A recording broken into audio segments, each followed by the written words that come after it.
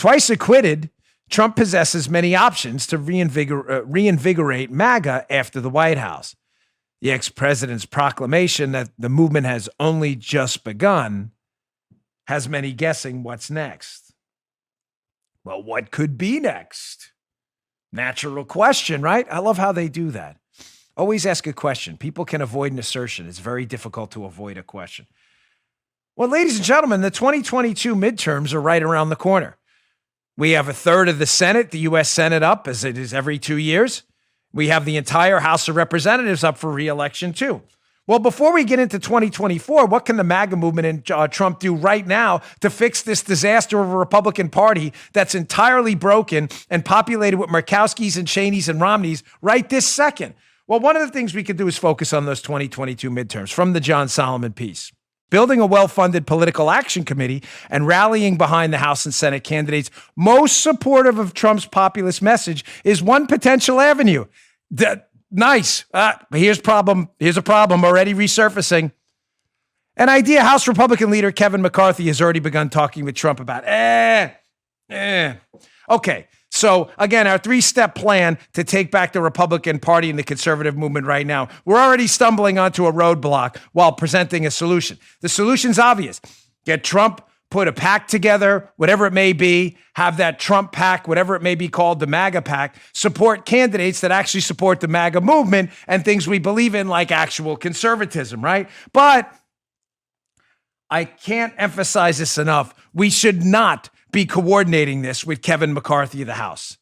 I'm very sorry, folks. Whoever's telling President Trump, if they are, that this is a good idea, it is not. It is a bad idea. We do not need a bunch of establishment picks. Let's go into red districts and slightly red districts and rose-colored districts and get MAGA candidates and get rid of some of these establishmentarian swamp rats ASAP. Step 1, let's get a PAC together with the MAGA crowd, an efficient one run by good people, not a bunch of grifters. And let's get MAGA candidates elected right now. I've already told you the primaries are the way to rebuild. That's step 1. But let's not do it in conjunction with McCarthy. That's not a good idea. Here's another terrific idea. Idea number 2. How about a messaging operation? Folks, I've told you over and over on this show, Joe, how long? For 5 years now, that the problem with the GOP is not the message. Yeah. It's the messaging. Our message always wins. How do we know?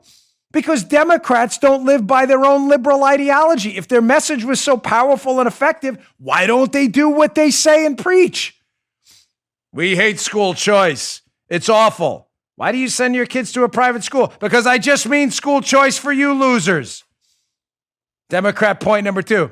We love higher taxes. Big government's fantastic. Do you voluntarily pay higher taxes? Never. We don't pay higher taxes. Well, if you don't pay higher taxes, why not? Because you don't believe it. You believe it. You don't believe any of it. If you thought government was a force for goodwill in your life, why not voluntarily finance government? Because you don't believe it. We give money to charity. It's not a pat on the back. Hey, look at me. I give money to charity. A lot of you do too. But why do you do it? Why do I do it? Because I got a charity shirt on today. Folds of Honor. Great charity. Scholarships. Children of men and women who fought and can't, haven't come home, many of them. Great charity, Folds of Honor. One of my favorites. Why do I donate? Not because Dan Rooney that forced me to donate, because it's an awesome cause. So if you think government's an awesome cause, then why aren't you doing something to finance government and just leaving all your money to government? Because you don't. You think they suck. Sorry, I don't mean to go on. But this second point, first was about the midterms. The second point about messaging matters. We don't have a message problem. Even liberals know our message is right. Limited government, school choice, patient-controlled healthcare, jobs. They know our message is right. We just have a crappy messaging operation, which Trump broke through on and finally cracked the union vote. Here, screenshot number 2.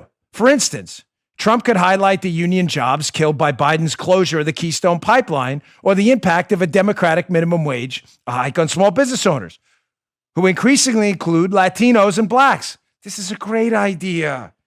This is a great idea. As a victim of cancel culture and censorship, Trump could also deal devastating blows to big tech oligarchs who've silenced him and opposed his agenda.